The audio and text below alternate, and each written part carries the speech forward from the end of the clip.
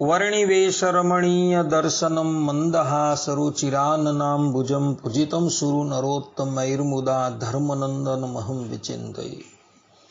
असतो मा षड्गमय तमसो मा ज्योतिर्गमय मृत्युर्मा अमृतं गमयः। ओम शान्तिः शान्तिः शान्तिः।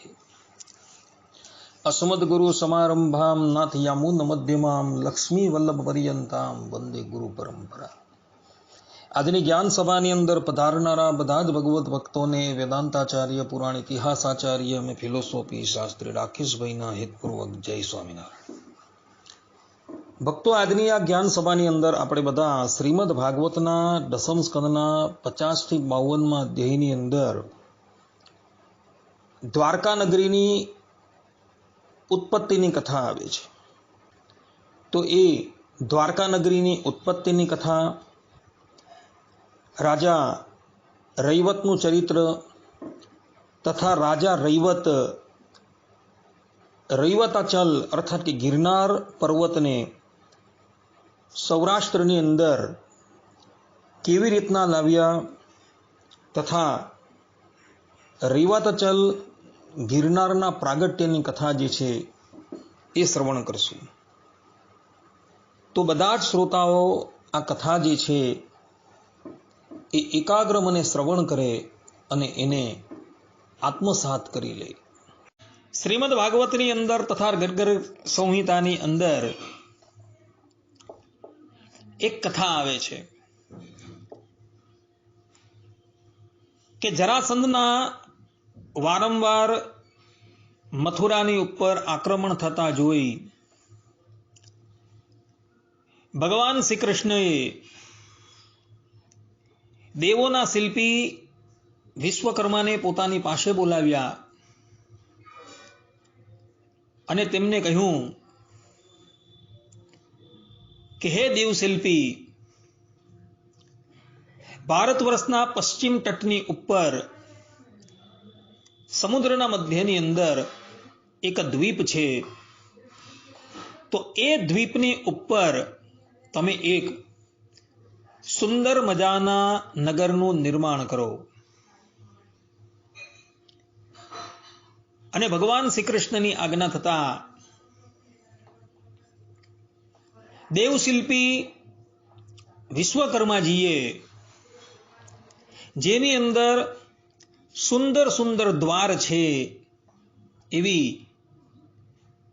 દ્વારકા નગરીનું નિર્માણ એ બેટની ઉપર કરેલું હતું। પરંતુ ભક્તો, શાસ્ત્રોની અંદર આ દ્વારકાનું ઘણું મહાત્મય બતલાવવામાં આવેલું છે। પરંતુ આ સમુદ્રના મધ્યની અંદર જે આ ખાલી દ્વીપ હતો, જેના પર વિશ્વકર્માજીએ સુંદર મજાના નગરનું નિર્માણ કર્યું, જે સંપૂર્ણ નગર સુવર્ણનું હતું, એ દ્વીપ જે છે એ ધરાતલ પર આવ્યો કેવી રીતના?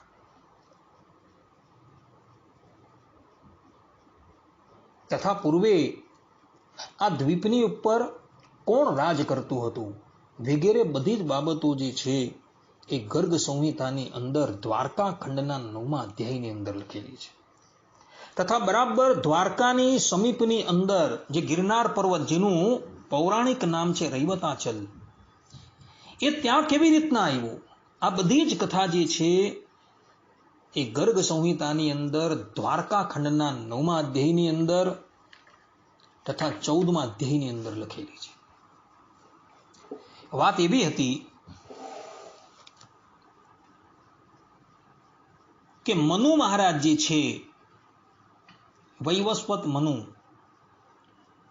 એના 10 દીકરાઓ હતા અને એ દીકરાઓની અંદર એક દીકરાનું નામ હતું સરિયાતી।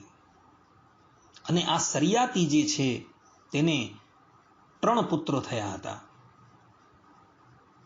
ઉત્તાનબર્હી, આનર્ત અને ભૂરિશેણ। સરિયાતી રાજાએ પોતાના આ ત્રણેય દીકરાઓને સંપૂર્ણ ભૂમંડળ જે છે એ સરખા ભાગે વહેંચી દીધું. તેમાં ઉત્તાન બરહીને એમણે પૂર્વ દિશા આપી, ભૂરિસેણને દક્ષિણ દિશા આપી અને આનર્થને એણે પશ્ચિમ દિશા આપી. અને પછી કહ્યું કે દીકરાઓ, આ સંપૂર્ણ ધરાતલ જે છે એ મારું જ છે, એટલે અમે તમને આ અર્પણ કરેલું છે. તેઓના આ અહંકારયુક્ત વચન સાંભળી એમના જે મધ્યમ પુત્ર હતા રૈવત, એણે કહ્યું કે પિતાજી, આ સંપૂર્ણ ધરાતલ જે છે એ તમારું નથી, પરંતુ આ ધરાતલ ભગવાન શ્રી કૃષ્ણનું છે અને તમારા પૂર્વ કર્મને લઈને જ તમને એ ભગવાન શ્રી કૃષ્ણએ રાજા બનાવેલા છે. પોતાના પુત્રની આ પ્રમાણેની વાત સાંભળી શરિયાતી જે છે એ અત્યંત ક્રોધાયમાન થઈ ગયા અને એના પ્રત્યે કહે છે કે રે ખોટી બુદ્ધિવાલા, તું અહીંથી દૂર હટી જા, તું ગુરુની જેમ મને ઉપદેશ આપશે, માટે જા, તું આ પૃથ્વી છોડીને બીજે ચાલ્યો જા. જે જગ્યાએ મારું રાજ્ય ન હોય તે જગ્યાએ તું જા.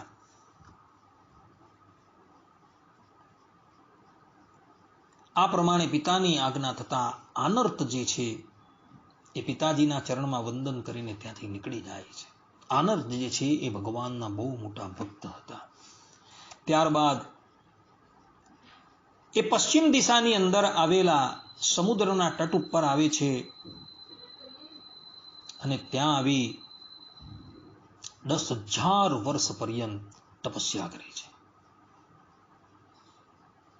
એની તપસ્યાથી પ્રસન્ન થઈને ભગવાન વિષ્ણુ એની સન્મુખ પ્રકટ થાય છે અને કહે છે કે તારે જે વરદાનની ઈચ્છા હોય તે તું મારી પાસે માંગ. ત્યારે આનર્ત કહે છે કે પ્રભુ,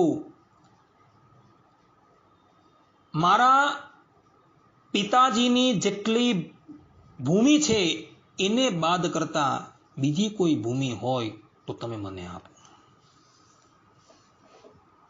જે જગ્યાએ હું રહી રાજ્ય કરી શકું, કારણ કે આપ જે છે એ બધું જ કરી શકો છો. ધ્રુવને પણ આપે ધ્રુવ પદ જે છે એ અર્પણ કરેલું. ભગવાન વિષ્ણુ મનોમન વિચાર કરી એને કહે છે કે બેટા, આ ભૂમિ સિવાયની અન્ય ભૂમિ તો અત્યારે નથી, પરંતુ મારા વૈકુંઠ લોકની અંદર, મારા દિવ્ય વૈકુંઠ લોકની અંદર એક 100 યોજન લાંબો અને 100 યોજન પહોળો જે ભૂખંડ છે તેને લાવીને હું આ સમુદ્રની અંદર સ્થાપન કરું છું અને એના પર રહી તું રાજ કર. આ પ્રમાણે કહી ભગવાન વિષ્ણુ જ્યાં સંકલ્પ કરે છે ત્યાં જ સમુદ્રના મધ્યની અંદર 100 યોજન લાંબો અને 100 યોજન પહોળો એક ભૂખંડ આવીને ઉપસ્થિત થઈ જાય છે. અને એ ભૂખંડ જે છે એ કેવલ નિર્જન નથી આવતું, પરંતુ વૈકુંઠ લોકની અંદર જે ઐશ્વર્ય હતું એ ઐશ્વર્ય સાથે નીચે આવે છે. અને ત્યાં રહી આનર્ત રાજા જે છે એ 1,00,000 વર્ષ પર્યંત ત્યાં રાજ કરે છે.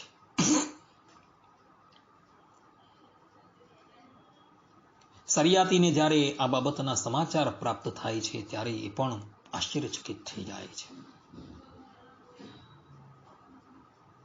એ આનર્તના નામ ઉપરથી જ એ દ્વારકાનું એક નામ જે છે એ આનર્ત દેશ પડેલું હતું. આ આનર્તને એક રૈવત નામનો પુત્ર થાય છે, રેવત નામનો પુત્ર થાય છે. અમને સમય આવતા એ રેવતને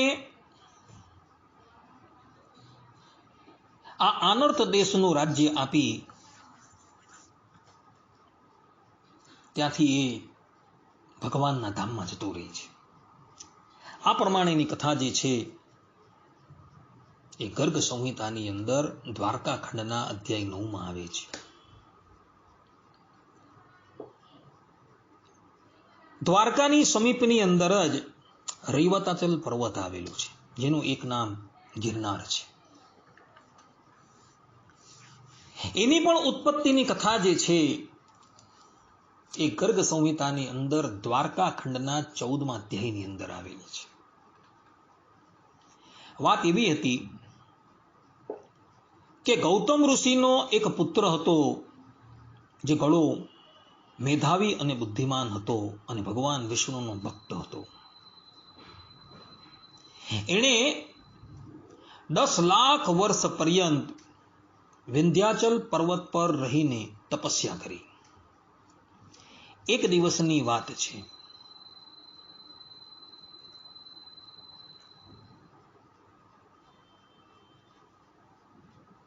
આ ગૌતમ ઋષિનો પુત્ર જે સ્થાનની ઉપર તપસ્યા કરતો હતો ત્યાં એક ઋષિ આવ્યા. જે ઋષિનું નામ હતું અપાંતરતમા. અપાંતરતમા નામના ઋષિ એને મળવા માટે એની પાસે આવે છે, છતાં પણ એ મુનિના સ્વાગત માટે ઊભો નથી થતો. એટલે મુનિ જે છે અત્યંત ક્રોધાયમાન થઈ જાય છે અને એને શાપ આપી દે છે કે તું આવી રીતના પર્વતની જેમ જ બેસી રહે છે, આવો જડ થઈ ગયો છે, માટે જા હું તને શાપ આપું છું કે તું પર્વત થઈ જા. આ પ્રમાણે શાપ આપતા એ ગૌતમ ઋષિનો દીકરો જે છે એ પર્વત થઈ જાય છે અને એ શ્રી શૈલના પુત્ર તરીકે પ્રગટ થાય છે. હવે આ જે પુત્ર પ્રગટ થયો ને એ તો સ્વભાવથી જ પૂર્વ સંસ્કારને લઈને વિષ્ણુનો ભક્ત હતો. એને ખબર હતી કે ભવિષ્યની અંદર પરબ્રહ્મ પરમાત્મા કૃષ્ણ રૂપે પ્રગટ થવાના છે અને દ્વારકામાં આવીને નિવાસ કરવાના છે. તો પરબ્રહ્મ પરમાત્મા ની લીલાની અંદર મારો પણ વિનિયોગ થાય, એટલે માટે હું અહીંથી દ્વારકા જાઉં. પરંતુ પોતે પર્વતનો દેહ છે. દેવરાજ ઇન્દ્રએ તો પર્વતની પાંખો પહેલેથી જ કાપી નાખેલી હતી. આ વાત જે છે મહાભારતને બધા ગ્રંથોની અંદર જોવા મળે છે. તો મારે જવું કેવી રીતના? તો એમણે એક દિવસ પોતાની પાસે આવેલા દેવર્ષિ નારદજીને આ સંબંધમાં વાત કરી અને દેવર્ષિજીને કહ્યું કે દેવર્ષિજી, તમે આનર્ત દેશના રાજા રૈવતની પાસે જાઓ અને એને કહો કે એ મને શૈલ પર્વત પરથી ઉચકીને આનર્ત દેશની અંદર સ્થાપે. નારદજી શૈલના પુત્રની વાત સાંભળી આનર્ત દેશમાં આવ્યા અને રૈવત રાજાને એમણે બધી વાત કરી. રૈવત રાજા ભગવાનના ભક્ત હતા અને એમની અંદર શારીરિક બળ પણ એટલું બધું હતું,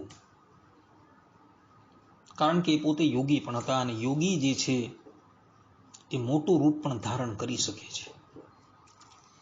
એ તરત જ શૈલ પર્વત પર આવ્યા અને એમણે પોતાના 2 હાથોથી આ શૈલના પુત્રને એના જળ મૂળ સાથે ઉખેડી નાખ્યો. પોતાના પુત્રને આ પ્રમાણે લઈ જતા જોઈ શ્રી શૈલ જે છે એ પર્વતોના રાજા હિમાચલની પાસે તથા મેરુની પાસે આવે છે અને કહે છે કે મારો પુત્રને આ રૈવત રાજા લઈ જાય છે, તો કૃપા કરીને આપ એને બચાવો. એટલે બધા જ પર્વતો જે છે એ અન્ય નાના નાના પર્વતોની સેના લઈ મૂર્તિમાન રૂપ ધારણ કરીને રૈવત રાજાની પાસે આવે છે. પરંતુ રૈવત રાજા તો પર્વતને ઉચકીને આકાશ માર્ગ તરફ જતા હોય છે. મધ્યમાં આવી એ બધા જ એને પોતાના અસ્ત્ર શસ્ત્રથી ખૂબ ઘાયલ કરે છે, પરંતુ રૈવત રાજાને કોઈ પણ જાતની ક્ષતિ થતી નથી. અંતે આ બધા જ પર્વતો જે છે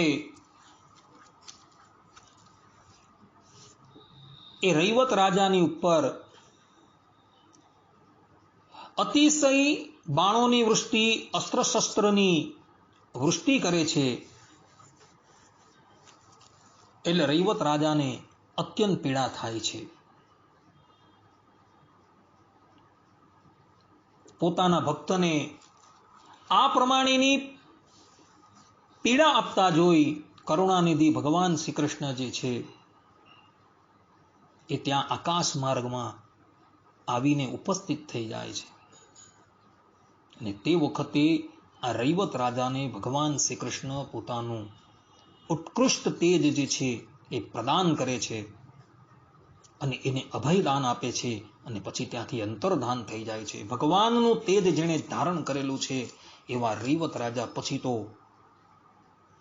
એક હાથની અંદર પર્વત પકડે છે અને બીજા હાથની અંદર અસ્ત્ર શસ્ત્ર ધારણ કરી પર્વતોની બધી જ સેનાને તહસ નહસ કરી દે છે. પર્વતોએ જોયું કે ભગવાન શ્રી કૃષ્ણનું તેજ જે છે એ આજે રૈવત રાજાની સાથે છે. એ લોકો બધા ત્યાંથી પલાયન કરી જાય છે. પછી રૈવત રાજા પોતાના આનર્ત દેશની અંદર આવે છે અને એક સ્થાનની અંદર આ રૈવત રાજા આ પર્વતને સ્થાપન કરે છે. રૈવત રાજા શૈલ પર્વત પરથી આ પર્વતને આનર્ત દેશની અંદર લાવ્યા એટલે આ પર્વતનું નામ પડ્યું રૈવતાચલ, જેને આપણે અત્યારે ગિરનાર તરીકે ઓળખીએ છીએ. ભક્તો, ગિરનારની ઉત્પત્તિ કોઈ સામાન્ય રીતે થઈ નથી. એની અંદર આટલો મોટો ઇતિહાસ જે છે એ ગર્ગ સંહિતામાં લખેલો છે અને એની અંદર ગિરનારનું ઘણું મહાત્મય બતાવેલું છે. અને ભગવાન શ્રી કૃષ્ણ, બળદેવજી, યાદવો કેટલીય વખત પોતાના ચરણાર વિંદરથી આ ગિરનાર પર્વતને પ્રસાદીનો કરી ચૂકેલા છે. કેટલાય મોટા વિસ્તારની અંદર આ ગિરિરાજ ગિરનાર જે છે પથરાયેલો છે. આ પ્રમાણે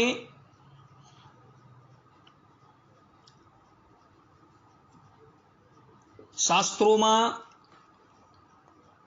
દ્વારકાની ઉત્પત્તિ અને ગિરિરાજ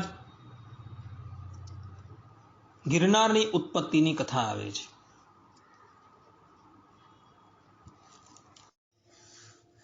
આ પ્રમાણે રેવત રાજા જે છે એ દ્વારકાની ઉત્પત્તિ તથા ગિરિરાજ ગિરનાર પર્વતની ઉત્પત્તિની અંદર નિમિત્ત બની જાય છે.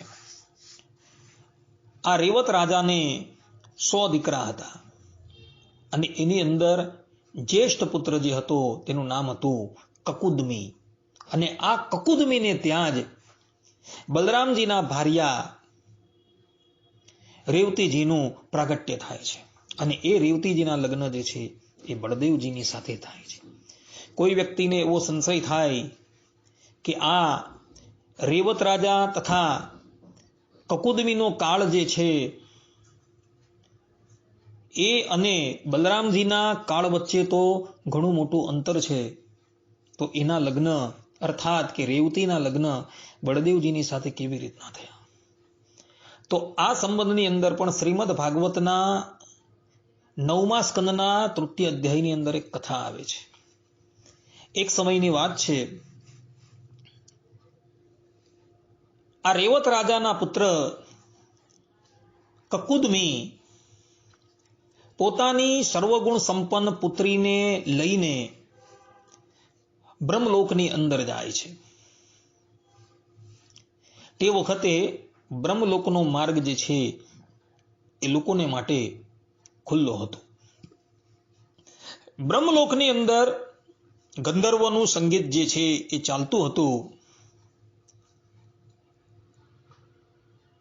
એટલે તેની વાતચીત માટે સમય ન મળવાથી કકુદમી એક ઘડી પર્યંત બ્રહ્મલોકની અંદર ઊભા રહે છે. અને જ્યારે ઉત્સવ પૂર્ણ થાય છે ત્યારે એવો બ્રહ્માજીને નમસ્કાર કરે છે અને તેઓને પૂછે છે કે હે બ્રહ્મદેવ, આ સર્વગુણ સંપન્ન એવી મારી કન્યા જે છે એ હું કોને અર્પણ કરું? કકુદમીની વાત સાંભળી બ્રહ્માજી જે છે એ મંદ મંદ મલકાય છે અને તેના પ્રત્યે બોલે છે કે હે કકુદમી, તમે તમારા મનની અંદર જે લોકો વિશે વિચારી રાખ્યું છે તે બધા જ તો અત્યારે કાળના મુખમાં ચાલ્યા ગયા છે. કારણ કે તમે એક ઘડી પર્યંત આ બ્રહ્મલોકની અંદર ઊભા રહ્યા. એટલા સમયની અંદર તો પૃથ્વીની ઉપર 27 ચોકડી જે છે એ વ્યતીત થઈ ગઈ છે ને અત્યારે 28મી ચોકડી ચાલી રહી છે. 28મી ચોકડીના દ્વાપર યુગનો અંત આવવાની તૈયારી છે. અને અત્યારે અનંત કોટી બ્રહ્માંડ નાયક પરબ્રહ્મ પરમાત્મા શ્રીમદ નારાયણ શ્રી કૃષ્ણ અને બળદેવજી રૂપે આ ધરાતલની ઉપર પ્રગટ થયા છે. માટે તમે તમારી આ સર્વગુણ સંપન્ન કન્યા જે છે એ બળદેવજીને અર્પણ કરી દેવું. આ પ્રમાણે બ્રહ્મદેવની વાત સાંભળી આ રેવત રાજાના પુત્ર કકુદમી દ્વારકા આવે છે અને દ્વારકા આવી એવો વિધિવત રીતે પોતાની પુત્રી રેવતીના લગ્ન બળદેવજીની સાથે કરાવે છે અને પોતે તપસ્યા કરવા વનમાં જતા રહે છે. આ પ્રમાણેની કથા ગર્ગ સંહિતાની અંદર જોવા મળે છે. આટલું કહીને હું મારા પ્રવચનને અહીં વિરામ આપું છું. સર્વે સંતુ નિરામયઃ, સર્વે સુખીનો ભવંતુ, સર્વે ભદ્રાણી પશ્યંતુ, મા કશ્ચિદ દુઃખ ભાગ ભવેત અસ્તુ. જય સ્વામિનારાયણ.